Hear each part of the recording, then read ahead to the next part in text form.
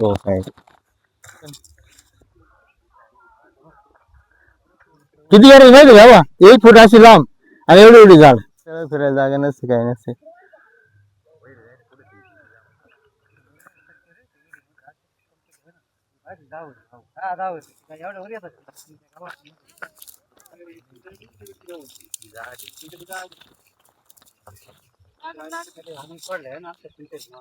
विचित्र सारखं बोलायचं नाही कधी.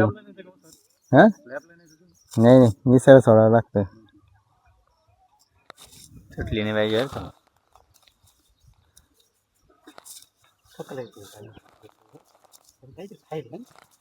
फक्त आहे ना आता हालचाल न करू कोणी फक्त बघत राहते याकडे.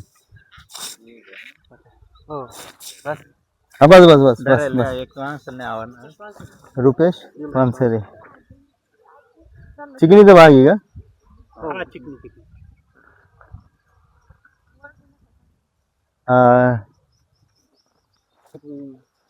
अरे जरा नाही काय माणसं आहे राव. तो मध्यभागी जाईल बरं का. धरून ठेवते हाताने धरून ठेवते मी आता ते. हा हातात धरा ते.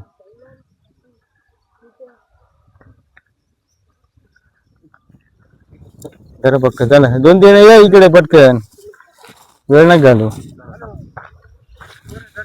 पक्का जरा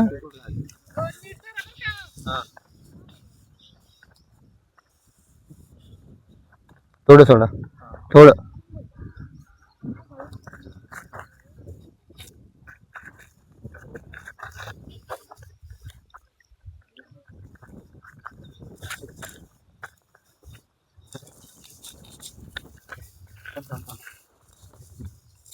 सोडाय सोडाय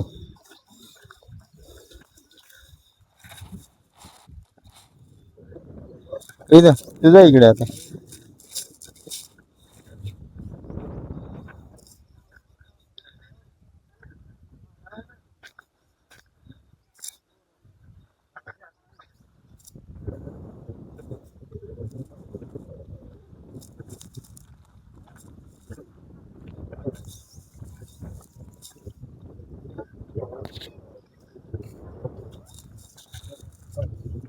पुढे घेऊ आता ना.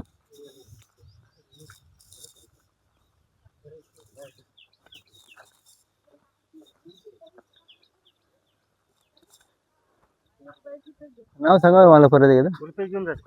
रुपेश भीमराज पानसरे.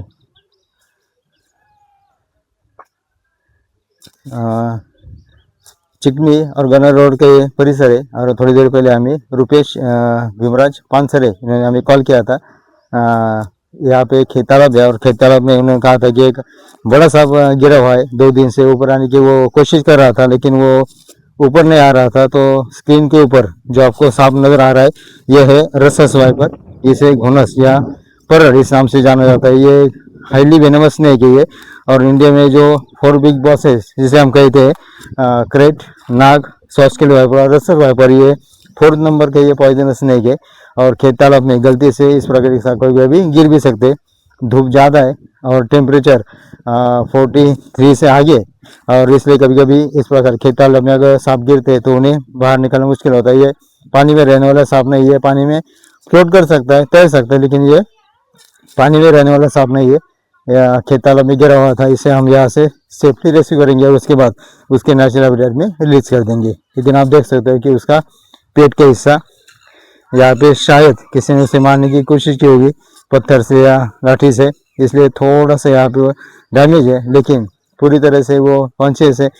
इसके नज़दीक आने की अगर हम कोशिश करेंगे तो दर से स्विफ्टली हम पे बाइट करने की कोशिश भी कर सकता है। और ज़्यादा टेम्परेचर होने की वजह से जिस प्रकार हम सांपों का रेस्क्यू करते हैं पॉइजनस स्नेक का, तो हमें सावधान रहना चाहिए। धूप में उनका जो पॉइजन है वो थोड़ा सा ज़्यादा पतला हो जाता है। यहाँ से हम उसे सेफ्टी रेस्क्यू करेंगे और उसके बाद उसके नेचुरल हैबिटेट में रिलीज कर देंगे।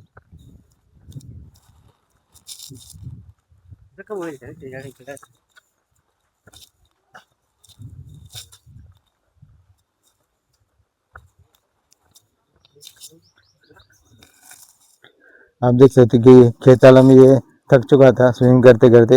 ये पानी में फ्लोट करता है लेकिन बाहर नहीं निकल सकता पानी में। ये पानी में रहने वाला सांप नहीं है। इसे हम यहाँ से सेफ्टी रेस्क्यू करेंगे और उसके बाद उसके नेचुरल हैबिटेट में रिलीज कर देंगे। लेकिन ये थोड़ा सा एग्रेसिव स्नेक है और उसका कलर आप देख सकते हो बिल्कुल कैमोफ्लेज है। अगर हमारे बाजू में अगर ये सांप आता है तो भी हमें नज़र नहीं आता, इस प्रकार उसका कलर होता है। इसलिए हमारे ध्यान में भी नहीं आता है कि यहाँ पे कोई सांप बैठा हुआ है। नहीं, ये खेत तालाब में था, यहाँ से हमने उसे सेफ्टी निकाला है बाहर और जल्द से जल्द उसके नेचुरल हैबिटेट में हम उसे रिलीज कर देंगे। लेकिन फिर एक बार नमूद कर दो, कोई भी इस प्रकार वीडियो देखकर सांप पकड़ने की चेष्टा ना करें। यहाँ पर हम एक किट का इस्तेमाल करेंगे ताकि उसे यहाँ से सेफ्टली रेस्क्यू कर सके, और किट का इस्तेमाल करके सेफ्टली रेस्क्यू करने के बाद उसके नेचुरल हैबिटेट में रिलीज कर देंगे।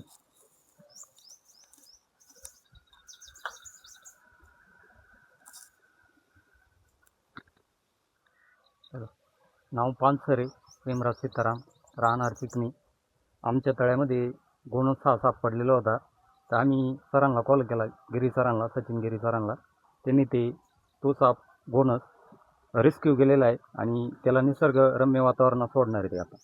Thank you. भीमराज सीताराम पानसरे चिकनी, इनके खेत तालाब में जो हमें रसस वाइपर मिला था, इस रसस वाइपर को हम यहाँ नेचुरल हैबिटेट में रिलीज कर देंगे।